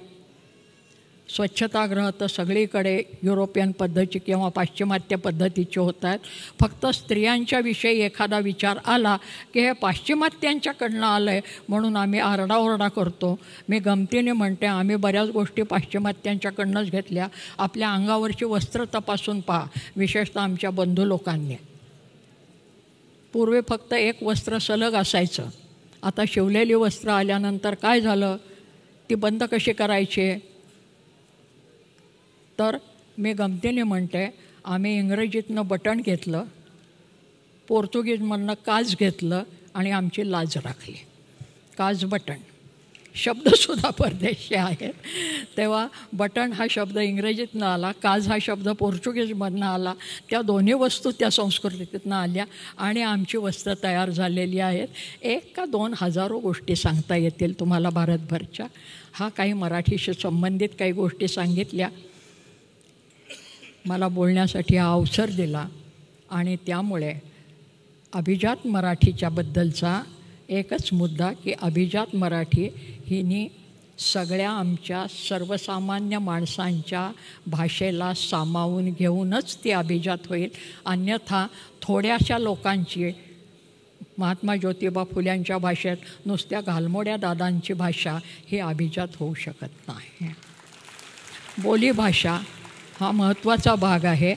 त्यामुळे प्रमाण लेखन कितीही केलं तरी प्रमाण बोलीभाषा 2 व्यक्तींच्या कुठल्याही सारख्या नसतात, 2 कुटुंबातल्या कुठल्याही सारख्या नसतात. हे भाषाशास्त्राचा अभ्यास केल्यानंतर मी सांगते आहे आणि त्याची उदाहरणं पुष्कळ देता येते. तर ही जी काही पद्धती आहे की आमची प्रमाण भाषा, आमची शुद्ध भाषा, ते शुद्ध अशुद्ध अशा गोष्टी नसतात. कारण कित्येक अभिजन म्हणवणाऱ्यांच्या भाषेचं काय असतं त्याची कल्पना आहे. सांगायचं तात्पर्य, मराठीचा विस्तार व्हावा. आम्ही चालतो मराठी, बोलतो मराठी वगैरे वगैरे गाणी म्हणतो, ती प्रत्यक्षात यावीत. आणि ती प्रत्यक्षात आणण्याच्या दृष्टीने तुम्ही, मी, आपण सगळ्यांनी कृतिशील व्हायला पाहिजे. आणि ते होण्याच्यासाठी विश्वैक नीडम एकीकडे आम्ही AIची चिंता करत असतो, आर्टिफिशियल इंटेलिजन्स, आणि दुसरीकडे त्या कुठल्या तरी एखाद्या धर्माला चिकटून बसायची चिंता करत असतो. या दोन्हीमध्ये काही विसंगती आहे की नाही? AIमुळे आम्ही जास्त विकसित होणार आहोत की नाही? तर आमच्या कृती आणि उक्तीमध्ये बरेचसे विसंगत भाव आहेत, त्याच्याकडेही आपण लक्ष द्यावं. आणि मी फक्त बहिणाबाईची एक ओवी सांगते आणि थांबते. हे कसं असावं, कारण ह्या जात्यावरच्या बायांनी मला जगायला शिकवलं. ती जगताना काय सांगते, आम्हाला सगळ्यांना सवय असते तक्रारी करत बसायची, कुठलीही गोष्ट सरळ स्वीकारायची नाही. आणि मग काय हो तुम्ही ते गेलात दिल्लीला, काय झालं, कसलं काय, फार त्रास झाला हो तिथे, काय हे नव्हतं ते नव्हतं, रडायला सुरुवात. ती आमची बहिणाबाई सांगते, रडू नको माझ्या जीवा, रडू नको, तक्रारी करू नको, रडू नको माझ्या जीवा, तुला रड्याची सवय, तुला रडायची सवयच आहे, तक्रारी करायची. रडू नको माझ्या जीवा, तुला रड्याची रे सवय, रडू हसव रे जरा, त्यात संसाराची चव. जे दुःख आहे ते नाहीसं केल्याशिवाय आम्हाला संसाराची चव घेता येणार नाही, विश्वैक नेडम म्हणता येणार नाही. तिकडे आपल्याला जायचं असेल तर आपण विशाल व्हायला पाहिजे. मला एवढी संधी दिली संयोजकांचे, तुमच्या सगळ्या श्रोत्यांचे मी मनापासून आभार मानते आणि थांबते. धन्यवाद.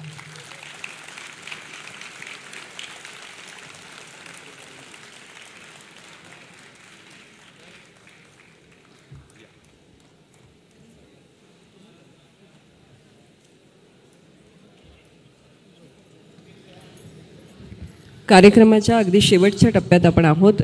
केवळ 5च मिनटं अजून, पण काही महत्त्वाचा कार्यक्रम या ठिकाणी होणार आहे. सगळ्यात महत्त्वाचं म्हणजे महामंडळाच्या वार्षिकाचं प्रकाशन या ठिकाणी संपन्न होतं आहे. अक्षर यात्रा मराठी साहित्यिकांचे समाजभान डॉक्टर उज्ज्वला मेहेंदळे यांनी त्याचं संपादन केलेलं आहे. आदरणीय डॉक्टर तारा भवाळकर यांना आम्ही विनंती करतो या अक्षर यात्रेचं आपण प्रकाशन करावं. मराठी साहित्यिकांचे समाजभान या विषयाला समर्पित असं यंदाच्या वर्षीचं वार्षिक आहे. मराठी साहित्य आणि राजकारण, मराठी साहित्य आणि अर्थशास्त्र, मराठी साहित्य आणि पर्यावरण, मराठी साहित्य आणि गुन्हेगारी असे विविध प्रकारचे विषय आणि त्याचा मान्यवर लेखकांनी घेतलेला मागोवा या निमित्ताने आपल्याला अनुभवता येणार आहे. या वार्षिकाचं प्रकाशन या ठिकाणी संमेलनाध्यक्षा डॉक्टर तारा भवाळकर यांच्या शुभ हस्ते होतं आहे. त्याचबरोबर ज्याने या संमेलनाचं अतिशय सुंदर असं बोधचिन्ह तयार केलं, शौर्य आणि विद्वत्ता याचा संगम दाखवणारं राजमुद्रा आणि लेखणी असं हे बोधचिन्ह प्रसाद गवळी यांनी तयार केलं आहे. मी त्यांनाही विनंती करते की कृपया आपण सन्मान स्वीकारण्यासाठी मंचावरती यावं. आपण सर्व साक्षी होऊया या पुस्तक प्रकाशनाचे.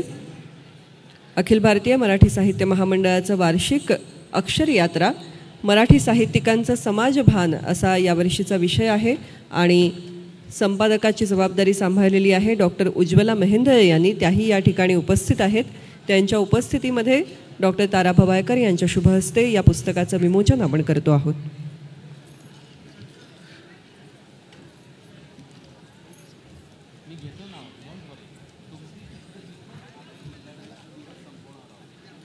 कार्यक्रमाच्या अगदी अंतिम टप्प्यामध्ये आपण ज्यांनी बोधचिन्ह तयार केलेलं आहे अशा प्रसाद गवळी ही तरुण कलावंत आहेत आणि कोणतीही अपेक्षा न ठेवता निरलसपणे त्यांनी संमेलनासाठी मराठी भाषेची सेवा म्हणून आपल्या प्रतिभेतून हे बोधचिन्ह साकारलेलं आहे. त्यांचं कौतुक करणं हे निश्चितच फार गरजेचं. प्रसाद गवळी या आमच्या तरुण मित्राला मी व्यासपीठावर यायची विनंती करतो. आत्ता डॉक्टर समीरा यांनी सांगितलं त्याप्रमाणे या 98व्या अखिल भारतीय मराठी साहित्य संमेलनाचं बोधचिन्ह छत्रपती शिवाजी महाराजांच्या या शिवमुद्रेवरती असणारी लेखणी हे बोधचिन्ह या तरुणांनी साकारलेलं आहे. प्रसाद गवळी, प्रसादना मी व्यासपीठावर यायची विनंती करतो. आणि आणखी 2 आपले चित्रकार मित्र या ठिकाणी उपस्थित आहेत. प्राध्यापक हनुमंत हांडे आणि डॉक्टर मारुती शिंदे, शरदचंद्र काव्य वाणिज्य विज्ञान महाविद्यालय नांदेड इथून ते आलेले आहेत आणि त्यांनी आपल्या कुंचल्यातून संमेलनाध्यक्षांचं अतिशय सुरेख असं चित्र साकारलेलं आहे. तेही ते डॉक्टर तारा भवाळकर यांच्या हाती सुपूर्द करतील. प्राध्यापक हनुमंत हांडे आणि डॉक्टर मारुती शिंदे शरदचंद्र कला वाणिज्य विज्ञान महाविद्यालय नायगाव नांदेडहून इथं आलेले आहेत. त्यांनी संमेलनाध्यक्ष आणि स्वागताध्यक्षांचं सुंदर चित्र काढलेलं आहे, ते भेट देऊ इच्छितात. सर्वप्रथम डॉक्टर तारा भवाळकर यांना हे चित्र भेट देतील. प्राध्यापक हनुमंत हांडे आणि डॉक्टर मारुती शिंदे शरदचंद्र कला वाणिज्य विज्ञान महाविद्यालय नायगाव नांदेड. आज जे नियोजित काव्य संमेलन होतं ते आपण उद्या सकाळी त्याचा आपण आनंद घेणार आहोत. उद्या सकाळी याच ठिकाणी म्हणजे डॉक्टर बाबासाहेब आंबेडकर साहित्य नगरीमध्ये याच सभागृहामध्ये आपल्याला काव्य संमेलनाचा आनंद घेता येणार आहे. जे आज काव्य संमेलन होणार होतं सकाळी 10 वाजता ते असेल आणि या ठिकाणी आपल्याकडे पत्रिकेमध्ये उल्लेख केलेला आहे तो कार्यक्रम, त्याचं स्थळ फक्त बदलण्यात आलेलं आहे. कार्यक्रमाची वेळ तीच आहे. मराठी पाऊल पडते पुढे हा कार्यक्रम हा यशवंतराव चव्हाण सभागृहामध्ये होणार आहे. तर कृपया या बदलाची आपण सगळ्यांनी नोंद घ्यावी. आज हे उद्घाटन सत्र विज्ञान भवनात झालेलं आणि त्यानंतर या संमेलनस्थळी रंगलेलं. याच्या यशामध्ये हस्ते परहस्ते अनेकांचा हातभार लागलेला आहे. अनेक मान्यवरांच्या उपस्थितीने आजचं हे उद्घाटन सत्र गाजलं. तेव्हा आपणा सगळ्यांचे मनपूर्वक आभार मानून हा कार्यक्रम इथेच संपला असं जाहीर करते. पुन्हा एकदा सगळ्यांचे मनापासून आभार. आजपासून उद्घाटन सत्रापासून आपल्या या साहित्य संमेलनाची बहारदार अशी सुरुवात झालेली आहे. उद्या आणि परवासुद्धा अनेक भरगच्च कार्यक्रमांनी साहित्य संमेलन रंगणार आहे. आपण सगळे याचा भरभरून आनंद घ्याल अशी सदिच्छा व्यक्त करत आजच्या रात्री निरोप घेतो. धन्यवाद. शुभरात्री.